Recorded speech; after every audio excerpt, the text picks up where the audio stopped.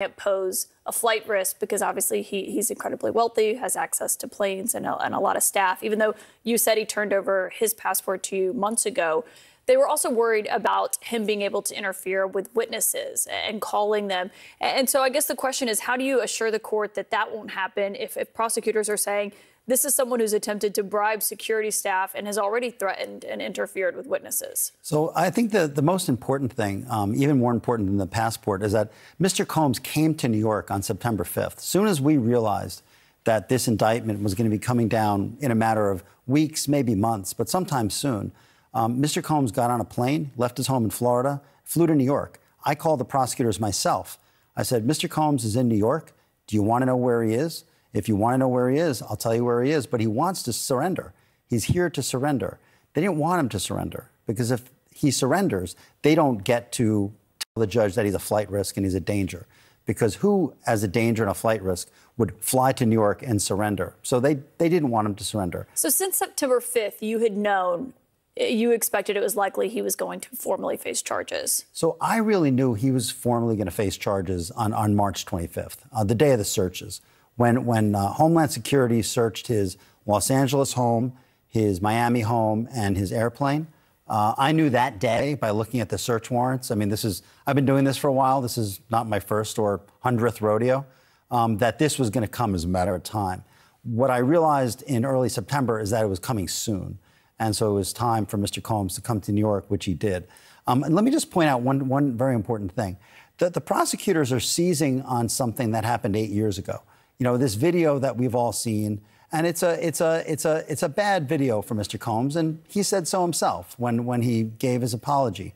This is 8 years ago, and the prosecutors are talking about him bribing a hotel security worker. There was no criminal investigation. This was just a matter of personal embarrassment because he and the person in the video were in the midst of a 10-year relationship. That was difficult at times, that was toxic at times, but it was mutually so. And this whole notion that Mr. Combs is forcing drugs on someone is just nonsensical, and it's going to prove to not be true. Well, on that video, he initially denied the allegations when his then girlfriend, who is in that video, filed a lawsuit last fall. And we have that video. I should note CNN was the first outlet to exclusively report on it. He denied that happened when she filed it in a complaint. And then when the video came out is when he apologized for it. So I wasn't his lawyer back then. So I don't, and I don't think he denied. I mean, I think the lawyers were the ones mostly making the denials. I think they were denying sex crimes. I mean, because at the end of the day, the gravamen of that civil complaint wasn't a misdemeanor assault, which is what you see on that video. Not minimizing it, but it's a misdemeanor assault.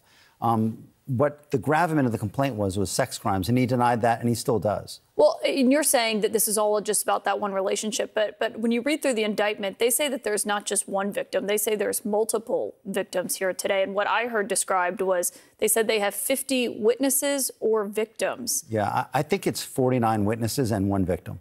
I think if you broke it down, and I say that because count 2, which is the sex trafficking count, has victim number 1, and there is no victim number 2 anywhere in the indictment. So you're saying that there are not other women, because what they were essentially arguing here is that he coerced and forced women into sex acts by using physical force, financial pressure, emotional abuse, and narcotics for what they described as these freak-off sessions. They're saying that he self-described them as that. Yeah, there's one victim in the indictment. The charging document. One victim does count, right? No, of course, but it's not 50. I mean, what they did, it's a little too cute, is it's 50 witnesses or victims. Well, it's one victim. That's all that's in the indictment. Our reporter who was in the courtroom today said that he appeared to have a stunned expression on his face. Was he surprised that he was arrested last night? No, he definitely was not. I mean, I told him myself in early September, you are going to be arrested soon, and you're going to be charged with racketeering, and you're going to be charged with sex trafficking. So come to New York. It wasn't a long conversation. He agreed. So we knew this was coming. And in fact, we offered that he would turn himself in. So if there are these witnesses and victims, and as you're saying that you believe it's one victim and 49 witnesses who saw this behavior, that's pretty powerful, though, to have that many people who have if they go to court and argue that they witnessed this behavior by your client? Well, what's your defense against that? So my defense is very well established. I interviewed myself the different men who were being brought sort of into Mr. Combs and this person's intimate situation. I've flown around the country. I've interviewed a large number of them. There's not the slightest inkling, according to the interviews that I've done, of anything that's coercive, non-consensual. Nobody was too drunk. Nobody was too high. These were adults in a relation. This is a 10-year relationship. We can't forget that. This is a 10-year relationship, and it was adults and consensual, and everybody who was there wanted to be there. So I feel very confident in our position. You said you interviewed the men, but what about the women? I haven't interviewed the woman. The woman's not available to me. She's presumably a grand jury witness, and we would not. We cannot try to interview a grand jury witness.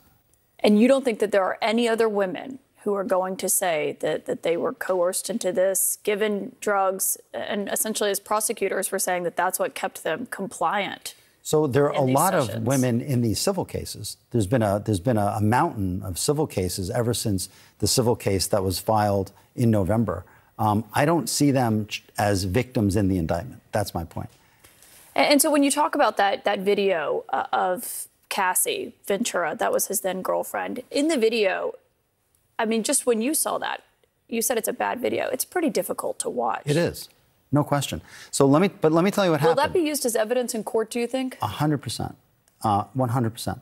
So what I said in court today, and I'll say it again here, is the two of them were in a hotel. It was just the two of them in a hotel room. She found out that he was seeing someone else. She was going through his phone. She hit him in the head with his own phone. And then she walks into the hallway with two bags. One of the bags has all of his clothing. Taking from him, which is why he runs out in a towel. So this isn't her fleeing from one of these freak-offs. Why would she take his clothing? That's not what it is. And when the evidence comes out, this is going to be completely different than the government's portrayed it. But on this video, and I just want to show that again now, how do you defend against allegations that he hit, kicked, and dragged women when he's on video hitting, kicking, and dragging a woman? Sure, he's not charged with hitting, kicking, and dragging a woman. He's charged with sex trafficking, and he didn't traffic anybody.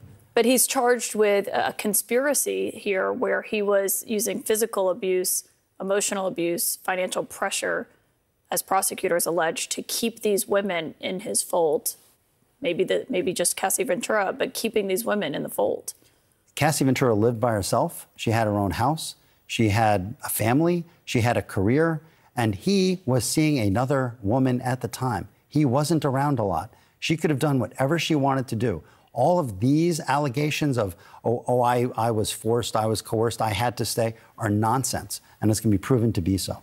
That video, in the indictment, it alleges that your client paid hotel staff $50,000 to make it disappear from the hotel surveillance system. Did he pay off the hotel staff? Not that I know of. I know that's an allegation. I don't know that is true. What I was concerned about when I heard about this allegation is whether there was an allegation that there was some sort of law enforcement investigation pending, because then that would be a crime. But there was none. And so this is not a crime. You said you're portraying this as adults who were at these events that wanted to be, I shouldn't even call them events. That's not certainly how anyone else would label it. But that they wanted to be there. But they also allege that they were recorded and essentially used as blackmail. Is that not true? That's not true. That's not true. How can you prove that when they have electronic evidence that, as they argue, over 90 cell phones, laptops, iCloud storage accounts, 30 electronic and storage devices, hard drives, thumb drives? Yeah. You're not worried about that? No, because if they had it, they would have put it in the indictment. And it's not in the indictment. When it comes to your client's credibility, I think people will look at what he said last fall. And it's not just his attorneys. I mean, he pays those attorneys. They're speaking on his behalf. They're the ones calling her claims baseless and ridiculous. And when you read the indictment today, they line up with what she alleged in that lawsuit last fall. If the claim is that he had unwanted sex with her, that claim is baseless. And it will be proven to be baseless when we have a trial.